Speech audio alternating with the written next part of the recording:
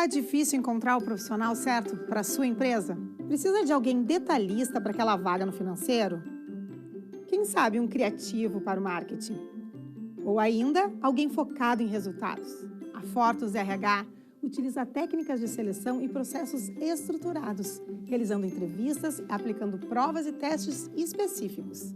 Tudo isso para buscar a pessoa certa para a vaga certa. Fortus RH. Conectar pessoas é o nosso forte.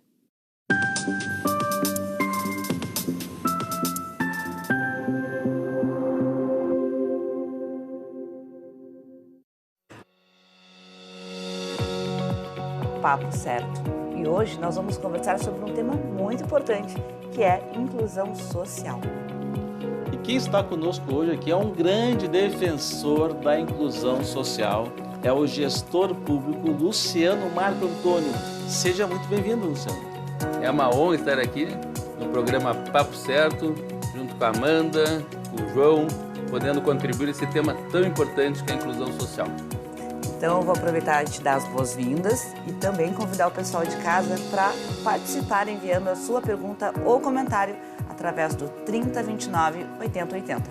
Pergunta ou comentário chegando aqui no nosso WhatsApp, passamos para o nosso convidado e logo após o término do programa, ele mesmo vai responder para vocês. Agora, a gente vai fazer um intervalo bem rapidinho e já voltamos.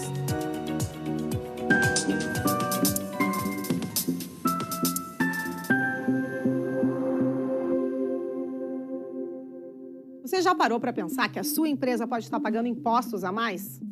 O nosso sistema tributário é bem complexo e é comum as empresas pagarem mais do que o devido. Saiba que é possível recuperar os valores dos últimos 5 anos e reforçar o seu caixa. A Fortus Tax é especialista no assunto e já ajudou muitas empresas nos seus 18 anos de atuação. E o mais importante, você só paga pelo serviço depois que o dinheiro estiver na sua conta. Fortus Tax. Pagar o justo é o nosso forte.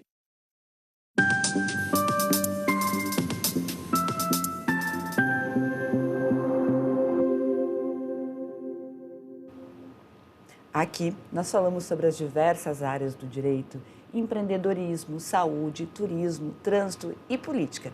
E você pode conferir também através do nosso Instagram, papocerto.com.br, a agenda da semana. Bom, já vamos para a nossa primeira pergunta do programa, perguntando para o Luciano o que levou ele a ser um grande militante dessa causa social da inclusão. Olha, João e Amanda, a história é longa, eu acho que remete até à minha infância, né? Porque eu tive essa situação de nascer sem uma mão e isso fez eu fazer uma introspecção muito grande, entender por que aconteceu isso na minha vida.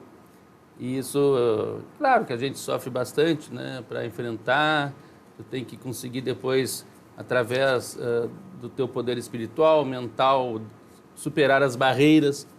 E isso acho que fez eu me identificar, depois na caminhada toda que eu tive na minha vida pública, com as vilas de Porto Alegre, com as pessoas que também são deficientes, com as pessoas que precisam de um apoio da política pública ou da própria sociedade organizada, civil, né, empresariado e tal, para que tenha esse apoio para ocupar um espaço, né, digno na sociedade. Eu estava comentando, né, que hoje praticamente 15% da sociedade são pessoas com deficiência, né? E a gente não vê muito, né, as pessoas com deficiência transitando nas ruas, na praia, no esporte, nas escolas, e é muito mais do que no passado, né? Eu estudei do Rosário lá, do pré ao terceiro ano do ensino médio, e eu me lembro de eu ter da deficiência, não ter mais ninguém, dos meus colegas, né? Na PUC também, que eu fui 2 vezes presidente lá do Centro Acadêmico Maurício Cardoso, da Faculdade da PUC, também era raro encontrar outra pessoa com deficiência. E é uma parcela, então, significativa e sofre barreiras, né? Não é preconceito, é barreiras, eu acho, né? Principalmente para chegar num espaço onde ela, com a sua força, possa ter, né, uma vida digna, sua renda, né? Temos que avançar muito nisso. Mas, Luciano, tu acha que nos últimos anos melhorou um pouco essa questão da inclusão em relação ao passado? Tu falou a tua infância, né, do colégio, da faculdade. Tu acha que melhorou bastante nesse período aí? Teve várias leis que contribuíram, várias leis que são executadas, que contribuíram, porque o fato de se ter leis não quer dizer que ela seja executada. Eu, por exemplo, em 2009, eu fiz, no meu primeiro mandato lá de vereador, em 2009 eu fiz um projeto de lei para levar o deficiente de baixa renda ao Cine, né? Com todo um acompanhamento, né, da política pública. E, infelizmente, essa lei até hoje não foi executada. Então, é uma das minhas defesas aí que eu faço, né, constantemente. Temos que trabalhar esse projeto que está aprovado por unanimidade na Câmara de Vereadores para que as pessoas com deficiência, as pessoas de baixa renda, tenham a parceria da política pública do governo para que eles possam, né, de forma digna, ocupar o seu espaço no mundo do trabalho. Isso é muito importante. Mas acho que a lei das cotas é importante, a questão, né, da cota do deficiente nos concursos públicos é muito importante. Hoje tu vê deficientes trabalhando, coisa que não se via, né, há 2 décadas atrás. Então muitos não consideram, né, muito boas as cotas, não, assistencialismo.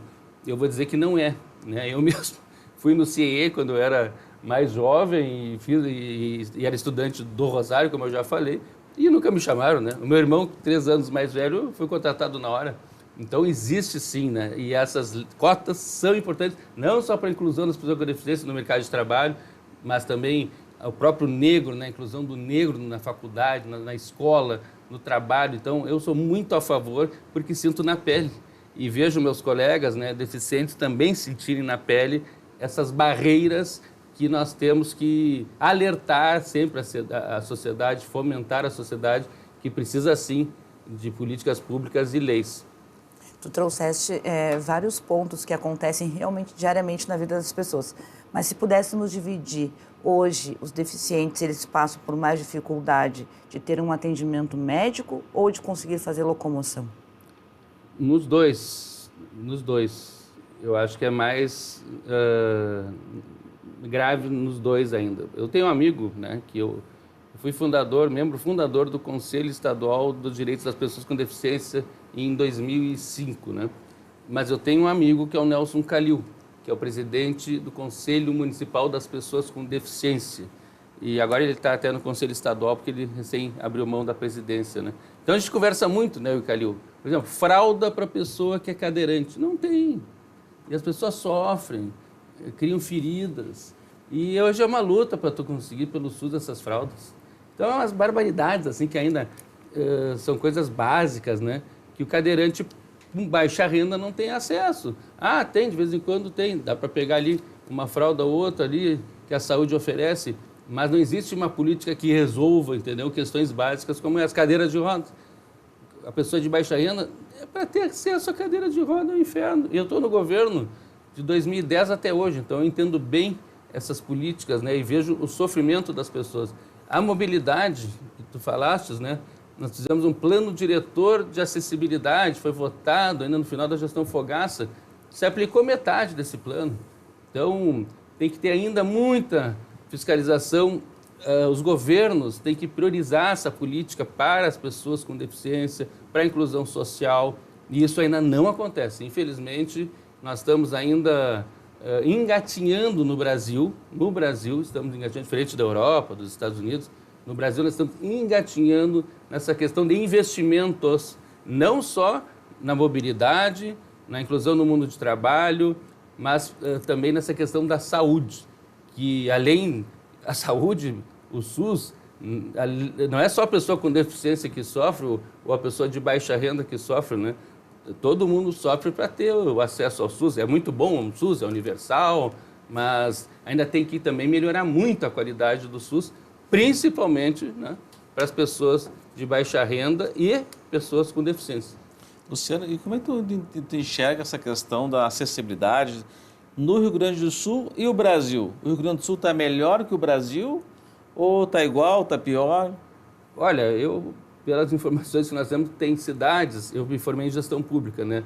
Ali pela UX, fiz na UX presencial, a gestão pública, né? Tem uma ou outra cidade que se destaca, agora eu não lembro o nome, mas na maioria a acessibilidade é mínima, né? Mínima.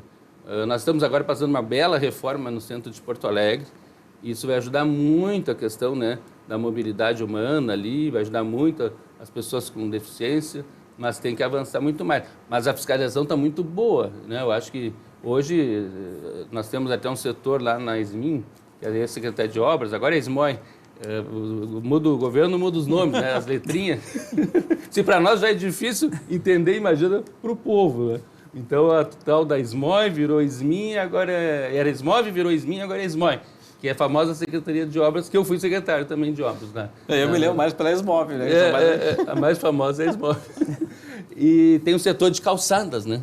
E tem a Alda lá trabalhando, o Leonel, são funcionários, a Alda é CC, o Leonel é do quadro, eles fiscalizam muito, né? Então, nós fizemos muitas ações em relação às calçadas e fiscalização também de entradas em prédios, né? Então, existe isso muito forte, assim, está melhorando muito essa parte da mobilidade, do acesso aos prédios públicos, prédios privados por parte dos deficientes. Isso tem uma fiscalização boa do Ministério Público, tem boa e uma parceria boa, né, com os governos, né? Então, está avançando.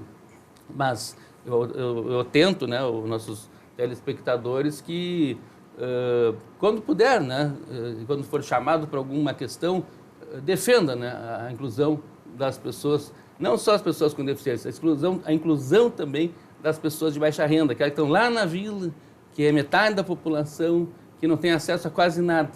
Mas também vocês pensem, colaborem, as entidades, as instituições, quando pedem, né, um apoio, um recurso, cesta básica, vou botar fora meus armários em casa. Não, ligue para uma instituição, ajude, porque... Só que eu frequento Vila desde 1999. Desde 1999, todos os dias praticamente. Melhorou muito com o Plano Real, do Fernando Henrique Cardoso. O governo era o Itamar Franco, né, o presidente. Ali melhorou muito a condição da alimentação nas comunidades de baixa renda de Porto Alegre. E acho que de todo o Brasil. Antes disso, a miséria era maior ainda. Mas temos que avançar cada vez mais, né? Bom, e falando sobre os avanços, qual a sua opinião de como poderia ser feito para que melhorasse essa situação da inclusão, para que a sociedade fosse mais inclusiva? Olha, é uma série de ações, né? Uma série de ações. Eu acho que despertar da sociedade. Eu acho que a nossa classe política, a nossa elite não só econômica, intelectual, não dá o valor que esse tema precisa. Então, nós precisamos de políticos que conquistem mandatos para alertar toda a sociedade, porque a classe política sozinha não faz nada. A classe política depende da economia, e a economia depende do empreendedor, que é corajoso, o empreendedor brasileiro é corajoso, gaúcho mais ainda, porque aqui a burocracia é terrível, né? Coitado do empreendedor gaúcho.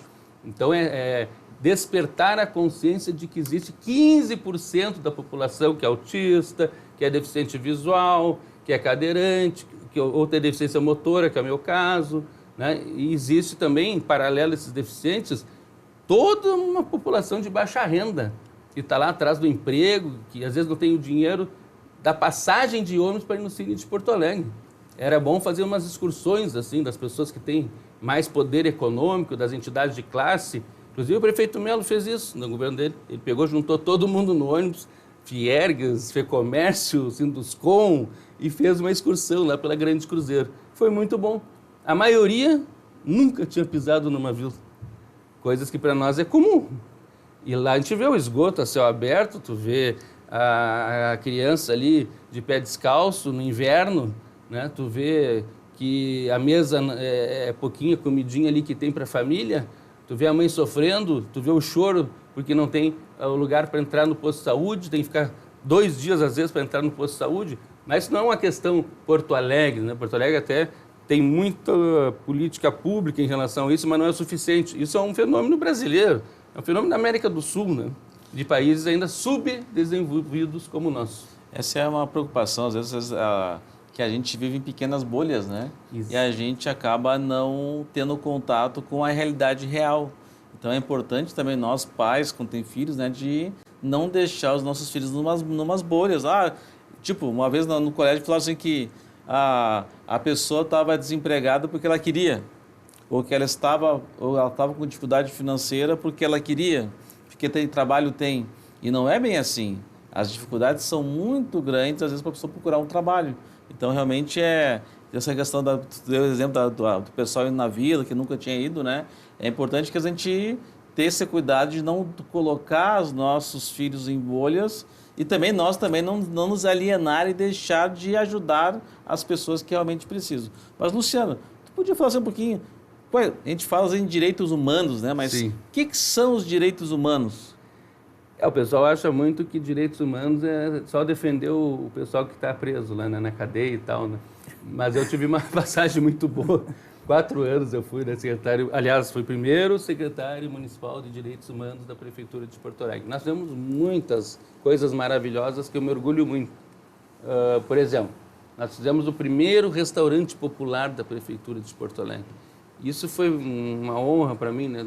E negociado com a população de rua, né? Que é um movimento nacional da população de rua. São os próprios moradores de ruas organizados politicamente, claro que a maioria é de esquerda, e o governo ali negociando, e fizemos um belo ali restaurante popular, durou 6 anos, infelizmente o prefeito Marquesan não renovou, né, essa licitação, e se perdeu um grande projeto, que inclusive eu ganhei o prêmio da FAO, da ONU, né, por causa desse restaurante popular, que na verdade era um centro de segurança alimentar, um centro de referência em segurança alimentar, que nós colocamos em cima do restaurante popular, que foi montado para não dar errado, e não deu errado, porque nós fizemos um sistema hotbox, onde tu leva alimentação para dentro do restaurante, então não tem aquele problema de vigilância sanitária, aquele problema de PPCI, porque tu não cozinha dentro do espaço, né? E também não gera bichinhos assim, né?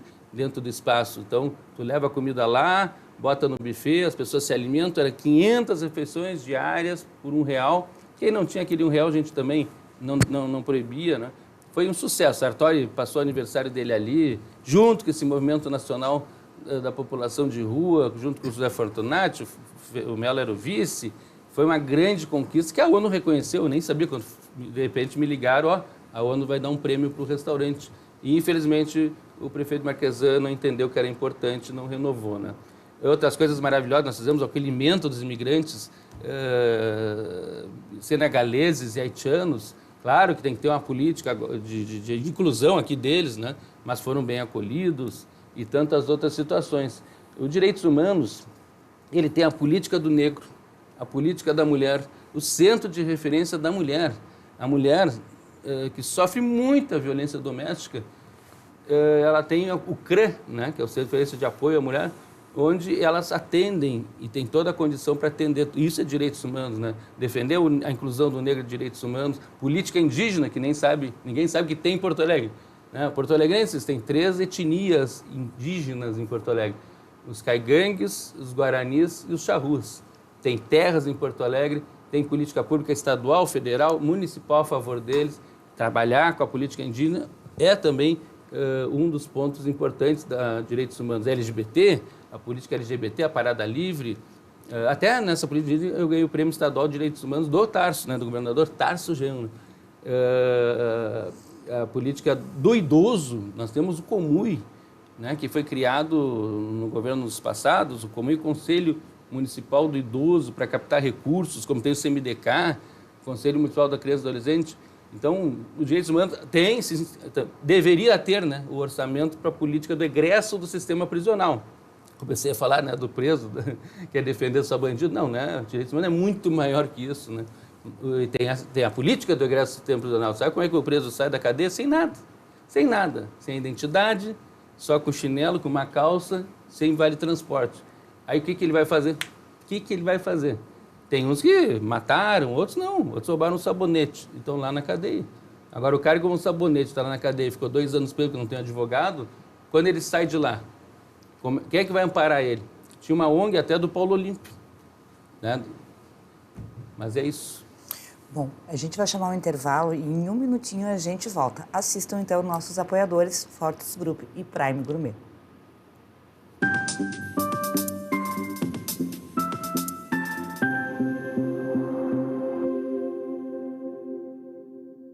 tal ganhar o prato do seu acompanhante? Com esse app você compra um e ganha um. Simples assim. Vale também para ingressos e hospedagens. De Gramado para o Brasil, o Prime Gourmet traz experiências incríveis para você. Baixe o app grátis e assine quando for usar. Já somos mais de 500 mil aproveitando esse guia gastronômico e turístico. Faça parte desse clube também. Para o cliente, economia e experiências em dobro por um ano. Para o parceiro Prime, clientes selecionados. Uma forma elegante de utilizar descontos.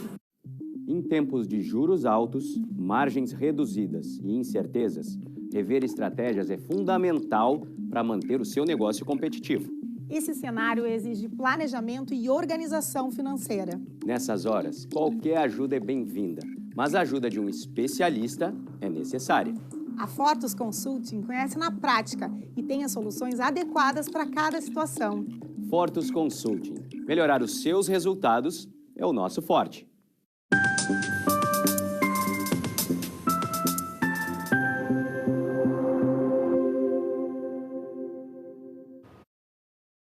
Certo também através dos principais canais digitais, NET, Claro Vivo, Tubarão e TVN, e simultaneamente pelo YouTube e Facebook.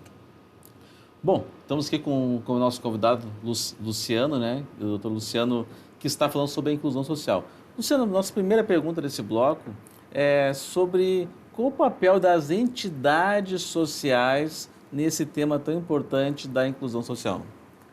As entidades sociais são heroínas, porque como é que tu forma uma entidade, né? É um conjunto de pessoas que se organiza, cria um estatuto e começa a buscar recursos e apoio da sociedade civil e apoio do governo. Tem que ter o CNPJ, normalmente eles se cadastram, né, no CONMUI, que é o Conselho Municipal do Idoso, no CMDK, que é o Conselho Municipal da Criança e do Adolescente, no CEMAS, que é o Conselho de Assistência Social. Vão para o Estado também atrás de convênios com o esporte que tem lá no Estado e vai atrás de emenda. Então, assim, é um papel muito importante, porque preenche a lacuna que o governo não consegue chegar lá. Tanto que a maioria das escolas de educação infantil de Porto Alegre são administradas por mantenedoras das associações comunitárias. Então, existe muita contratualização com entidades em Porto Alegre, com a Prefeitura de Porto Alegre.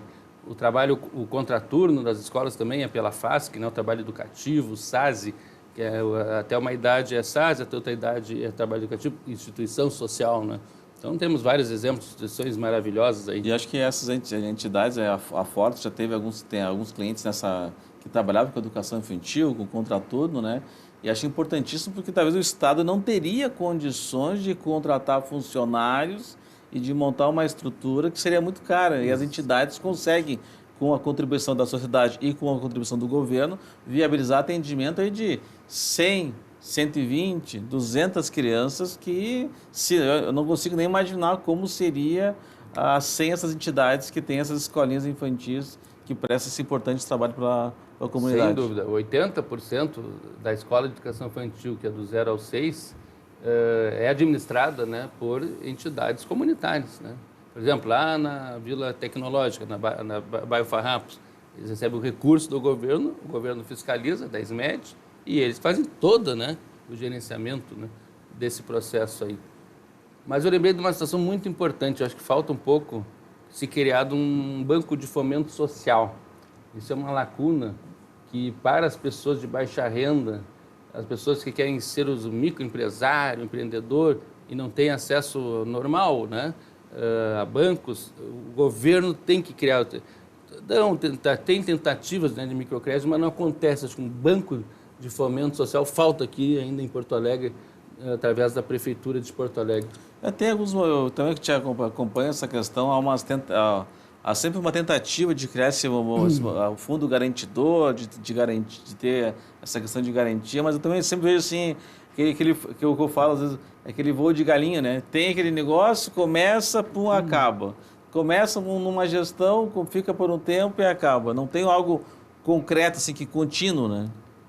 O pequeno empreendedor, aquela pessoa humilde da comunidade, precisa de um banco de fomento social administrado pela Prefeitura. Isso é uma lacuna que pode contribuir muito na autonomia dessas pessoas, né? Tanto no deficiente como na pessoa de baixa renda, É uma forma muito importante de inclusão social, né? Luciano, tu considera que as escolas gaúchas, tanto públicas como privadas, elas estão preparadas para receber os alunos de baixa renda ou deficientes? Estão no caminho, né? Preparadas não estão no caminho. Existe muita ainda falta de matrícula, né? Existe muita falta de matrícula. Existe muita falta ainda de equipamentos e qualificação, né, dos professores. Outra questão que é um desafio, essa questão da inclusão das pessoas com deficiência na educação, das pessoas de baixa renda também, né, na educação. O Brasil, infelizmente, começou ao contrário, né? Ele começou a fortalecer muitas universidades e foi decaindo do ensino médio e, pior ainda, no ensino fundamental. Porto Alegre até paga razoavelmente os professores, né? Uma média de R$8.000. O Estado é horrível, né? Não chega a 3.000, acho. Então, talvez o que falte ainda para Porto Alegre é melhorar a qualidade da infraestrutura das escolas. Acho que falta isso. Tem muitos produtos sendo comprados, é legal. Botar tecnologia nas escolas é muito legal, mas a estrutura das escolas tem que ser melhorada. As que do ensino fundamental, né? Que vai da primeira série à nona série, né? Isso é o que nós estamos falando agora. A educação infantil não é responsabilidade, quem administra mesmo é as entidades, né? Mas no primeiro grau, que a gente chama agora de ensino fundamental, falta qualificadas estruturas, obras nas escolas. Obras. O professor é qualificado, 80% da nossa rede, o professor tem mestrado, recebe razoavelmente bem, mas falta estrutura na escola, falta histórias estarem reformadas. Luciano, como é que tu vê assim, os principais desafios do gestor público para tratar desse tema, né? Tu vê assim que às vezes muda o governo, já cancela-se projetos, começa outro governo, começa do zero.